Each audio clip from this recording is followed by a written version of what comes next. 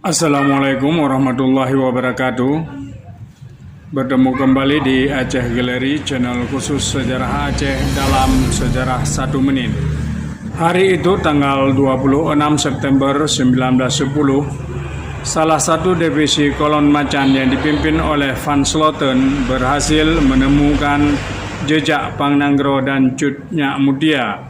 Dan ketika terjadi perkelahian antara Pang Nanggro dengan Van Sloten, tiba-tiba sebutir peluru menembus dadanya. Ia tersungkur jatuh berlumuran darah. Beberapa saat kemudian ia menghembus nafas terakhir. Dalam keadaan segenting itu, ia sempat memerintahkan istrinya Cut Nyak Mutia agar menyelamatkan diri bersama putranya Tengku Raja Sabi. Pang Nanggro dimakamkan di samping masjid di